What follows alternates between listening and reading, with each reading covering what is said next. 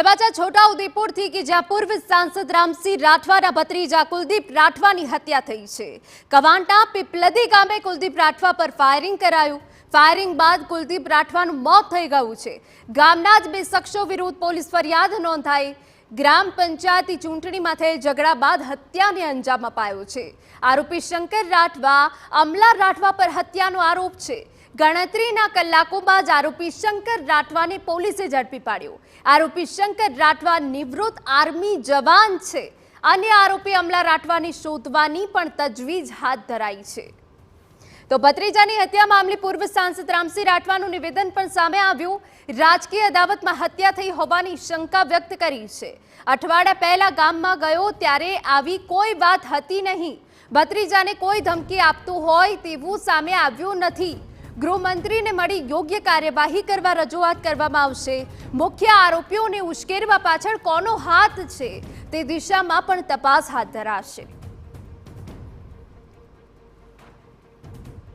पीपलदी गामे गई काले पूर्व सांसद रामसिंह राठवाना भत्रीजानी गोળી મારીને હત્યા કરવામાં આવી છે। જો કે આ હત્યા પાછળનું કારણ શું છે તે હજુ સુધી જાણવા નથી મળ્યું, પરંતુ જે સાંસદ છે તેઓ આપણી સાથે હાજર છે। રામસિંહભાઈ, આપના ભત્રીજાની હત્યા થઈ, કોઈ રાજકીય કારણો જાણવા મળી રહ્યા છે?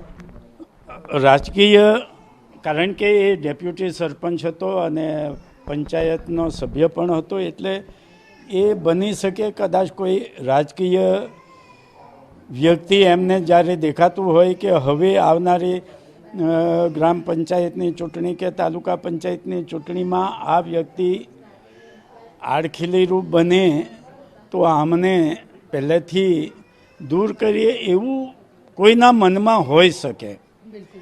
આજથી ગયા અઠવાડિયે જ હું શનિ રવિ જ્યારે મારા ગામમાં પીપલદીમાં હતો, ગામ લોકો જોડે બેઠો તો પણ તેમાં આવી કોઈ વાત મારી સામે આવી નહીં કે આમને આ લોકો ધમકી આપી રહ્યા છે કે આવું છે। પણ કોઈ કારણ વગર આવું થાય એ માનવામાં ના આવે, એટલે નિશ્ચિત કોઈ ના કોઈ તો કારણ હશે ને હશે। બિલકુલ। અગાઉ ક્યારે આમને ધમકી મળી હતી કોઈના તરફથી? ના, એવો મારા ધ્યાનમાં નથી, પણ ગામમાં સરપંચ અને ડેપ્યુટી સરપંચ કે સરપંચની ચૂંટણીમાં ગામના જ એક જ ગામની પંચાયત છે, એટલે ગામમાં વિવિધ સરપંચોમાં ઉમેદવારી કરતાં અંદર ખાને એમને કોઈ જાતનો ભય સતાવતો હોય તો એમને આ નિર્ણય લઈ શક્યા હોય। પણ હું તો પોલીસ વિભાગ દ્વારા ને એ બધાની જોડે એ જ માંગણી કરીશ કે આમાં આ મુખ્ય આરોપી તો પકડાયા છે, પણ એને આ કૃત્ય કરવા માટે કોણે પ્રેરિત કર્યા અને એની પાછળ પડદા પાછળ બીજા કોણ કોણ છે તેઓની પણ તપાસ કરવા માટે હું આગ્રહ રાખીશ ને એના માટે હું કેન્દ્રીય રાજ્યના ગૃહમંત્રી હર્ષ સંઘવીને પણ મળવાનો છે, માનનીય મુખ્યમંત્રીશ્રીને પણ મળવાનો છું ને રાજ્યના પોલીસ વડાને પણ મળવાનો છું કે આ બાબતમાં કે આવી ફરી ન ઘટના બને અને જે બની છે એના પરથી સબક લઈને કોઈએ આવું કૃત્ય ન કરે એવી સજા એને મળે। બિલકુલ। ગ્રામ પંચાયતની ચૂંટણી વખતે શું ઘટના બની હતી અગાઉ?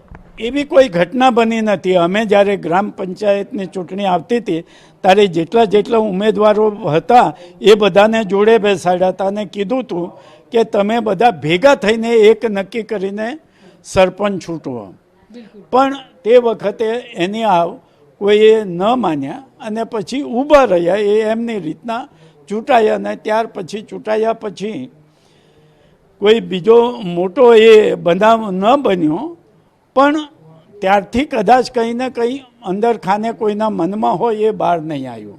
બિલકુલ। એટલે રાજકીય હત્યા હોય એવું આપને પણ લાગી રહ્યું છે? મને ડાઉટ છે એમાં। બિલકુલ। જેવી રીતે વાત કરીએ કે ગઈકાલે જે હત્યા થઈ રામસિંહ રાઠવાના જે ભત્રીજા છે તેઓની હત્યા થઈ, અત્યારે તેઓનું પીએમ પણ કરવામાં આવી રહ્યું છે, પરંતુ જે પૂર્વ સાંસદ છે તેઓ દ્વારા ગૃહ રાજ્યમંત્રી અને મુખ્યમંત્રીને મળીને આ તમામ જે ઘટના બની હતી આ ઘટનાની પાછળનો તર્ક કાઢી જે આરોપીઓ છે તેને કડક સજા કરવામાં આવે તેવી માગણી પણ કરવામાં આવશે। કેમેરા પર્સન રોહિત ગોયલ સાથે અંજલિ ઓઝા, TV9 વડોદરા।